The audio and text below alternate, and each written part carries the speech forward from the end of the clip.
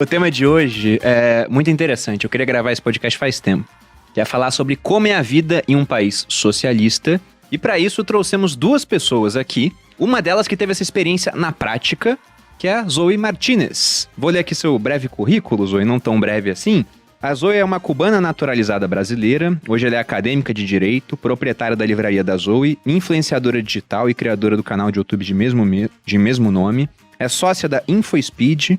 E no canal, ela fala sobre a realidade de Cuba e atua em defesa da liberdade. Zoe, muito bem-vinda, viu? Muito obrigada pelo convite, uma honra estar aqui com a Renata Barreto do meu lado, Malu Perini, Bruno Perini. É um presentão de aniversário pra mim, que é sábado agora, 22 anos. Menina, que legal. É um jovem, baby. né? Estou me sentindo velha agora. Aí você vai apresentar a Renata agora, né? Vou apresentar. A Renata a gente chamou porque ela gosta de meter o pau.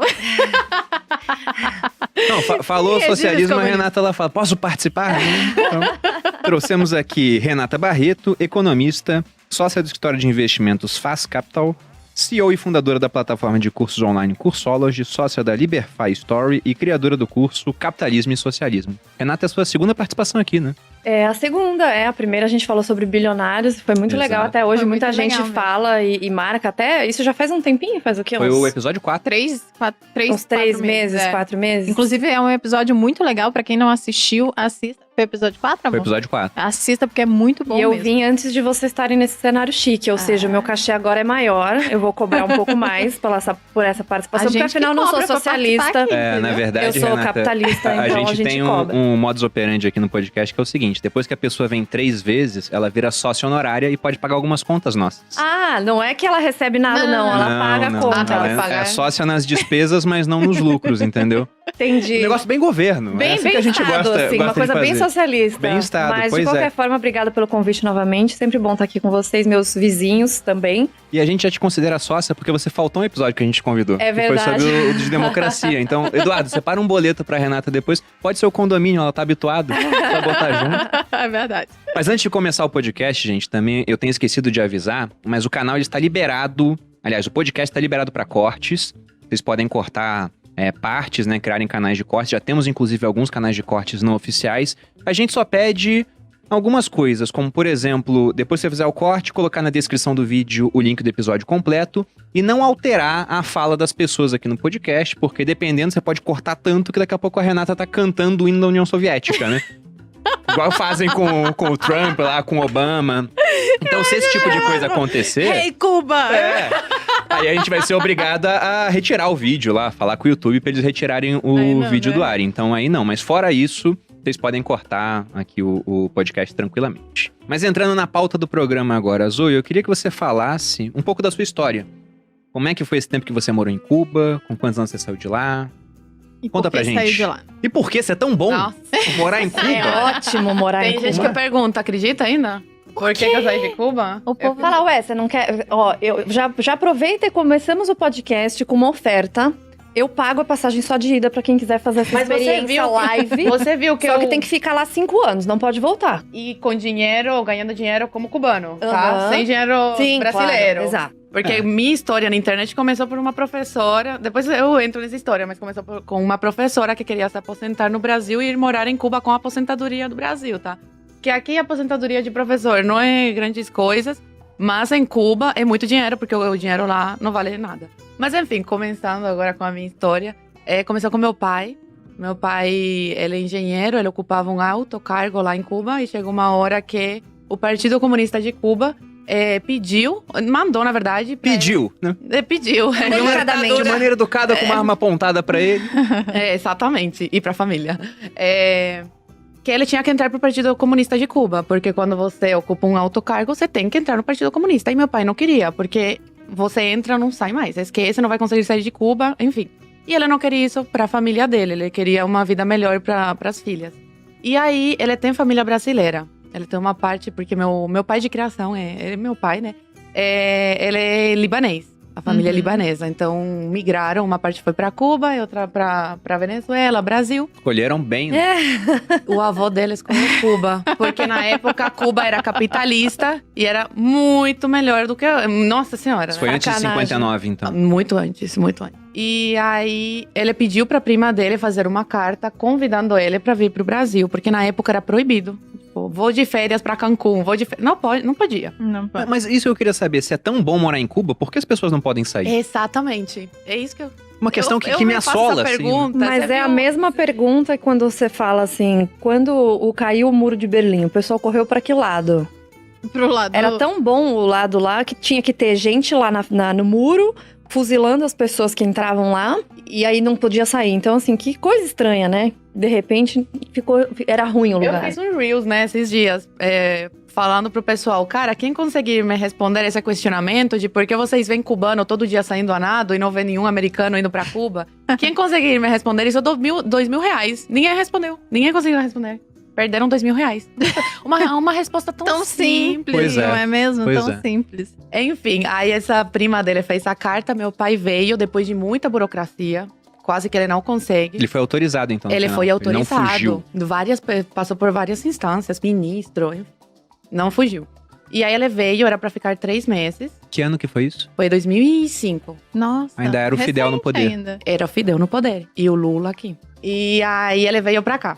E aí deixou minha mãe grávida da minha irmã do meio. E eu tinha 5 anos na época. E Ai, tão novinha, 2005. Ela ele tinha veio 5 de… anos. Eu já veio tava na de- faculdade, Tinha já, 15. Não… trabalhando. Ele veio de visita e ficou. Aham. Depois dos 3 meses, que é o máximo que podia ficar fora. E aí ele foi à Polícia Federal depois de 1 ano, ele ficou ilegal aqui esse ano. E decidiu falar, olha, eu pedi o asilo político. E aí foi aceito, ficou exilado político aqui. E aí conheceu um amigo dele, argentino, naturalizado brasileiro, que fez a mesma carta que a família dele fez pra ele, fez pra minha mãe. Aham. E aí depois de quase 4 anos, ele conseguiu tirar minha Nossa. mãe de Cuba. Ou seja, sua irmã nasceu, seu pai não viu, não Não. acompanhou. É, Não no acompanhou. final, seu pai fugiu, porque ele veio pra passar 3 meses e ficou. Ficou. E aí minha mãe conseguiu vir pra cá em 2009. 4 anos separados, Quase 4 anos. por conta de política. É isso, né? Era uma barreira política. E como é que Simplesmente não ficou podiam a sua sair de mãe lá? Com criança e tudo? Como é Meus que ficou? avós ajudavam. Davam um suporte também. Minha mãe, ela tinha um irmão, tem um irmão fora, que mora nos Estados Unidos há mais de 20 anos. Ele saiu ilegal, ele foi corajoso aos 18 anos. Atravessou o mar. Não, foi…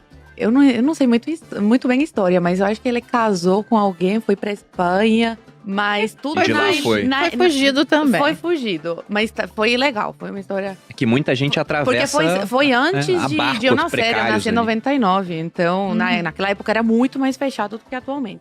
E aí, esse meu tio, ele mandava coisas pra minha mãe pra vender. Então, a gente vendia no mercado negro. Roupa, essas coisas. Que você sobrevive O lá mercado assim. negro. Deixa eu só fazer Tem um parênteses mercado sobre negro. isso. A história da União Soviética, de Cuba e todos esses países que tentam abolir as leis do mercado é a mesma. Sempre é feito o mercado paralelo e se o mercado paralelo não funcionasse, as pessoas morreriam de fome. E a União Soviética foi exatamente assim. Tem até uma história que eu conto no meu curso, que o Lenin inicialmente começou com essa de abolir a lei da oferta e demanda, começou a expropriar tudo e toda a produção de alimentos era no Estado. Só que aquilo, obviamente, não foi suficiente. Se eles não tivessem feito vista grossa para os mercados paralelos Eles que deixavam iniciavam, funcionar. eles deixavam funcionar porque eles sabiam que se eles povo ia morrer de impedissem, as fome. pessoas iam Cuba é morrer assim. de fome. E não só morrer de fome, porque você pega, por exemplo, a União Soviética começou em 17. E em 21, o Ludovic von Mises escreveu a sua tese sobre por que não daria certo. Ele falou, olha, o socialismo não vai dar certo devido ao problema do cálculo econômico. Ele falava o seguinte, os socialistas querem estatizar os meios de produção. Se você toma os meios de produção, tira da iniciativa privada, você destrói o mercado para meios de produção. Se não há mercado para meios de produção, não há preços. Se não há preço, não há sinalização do que deve ser produzido. Quando a gente vê, por exemplo, sei lá, você vai numa cidade, a água que deveria custar uns R$2, tá R$10. Isso tá te informando que, olha, tem muita demanda por água e tem pouca oferta.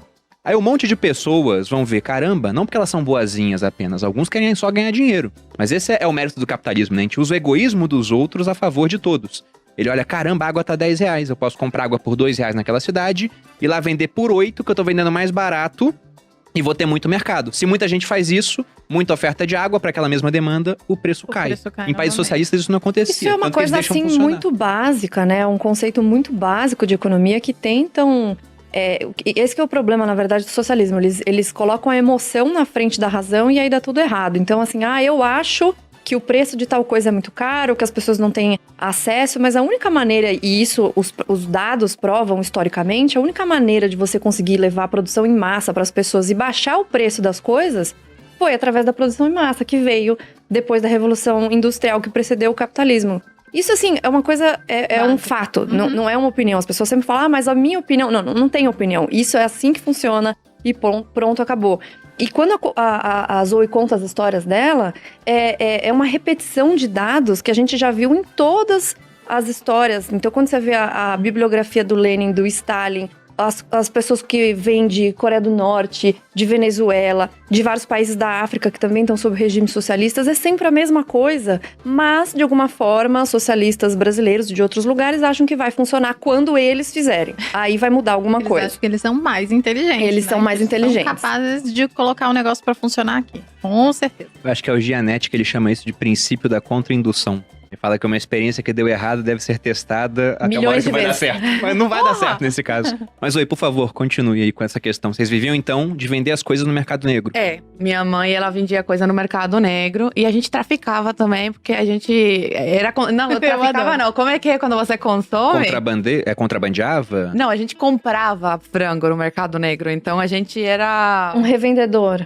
Não, é pra comer mesmo. Você tá. consumia o mercado negro também. Exatamente. Vocês vendiam algumas coisas e compravam frango lá. Exatamente. A gente comprava frango, enfim. Lá funciona desse jeito e para sobreviver a economia de Cuba, eles fazem isso, eles fazem essa vista grossa. Então minha mãe sempre foi muito empreendedora lá em Cuba. Usuário, eu lembrei a palavra, usuário. A gente era usuário de usuário. frango. Usuário de frango. Porque era proibido vender comida nesse mercado, assim? Não, amor, entre era aspas? proibido consumir coisa que era ilegal.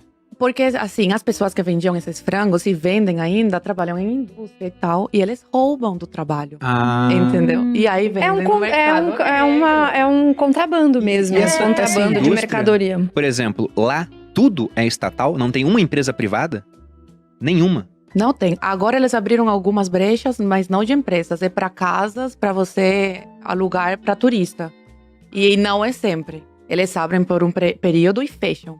E aí abrem, depois que a economia começa de novo, e abrem de novo e fecham. Então não é todo mundo que tem como abrir esse negócio. E os impostos são altíssimos, então a maioria tenta ao máximo fazer Ilegal, claro. Exatamente. Mas isso é o maior estímulo, né? Além de tentar acabar com as leis do mercado, eles estimulam que as pessoas não façam nada por vias legais. Não tem como, né? Ninguém vai sobreviver se fizer pelas vias legais. Não faz sentido. Exatamente. Então, assim, você não sobrevive se não for dessa forma ilegal. Você como vender para ganhar dinheiro e também para consumir. Porque, assim, minha avó, meus avós moram lá ainda. E ela tava me falando, a cesta básica em Cuba é 5 ovos por mês por pessoa. Isso não dá pra Eles nada. recebem. Isso eles recebem do governo. Da caderneta. Recebem não, né? Você compra. Gente, Lá nada é de racionamento.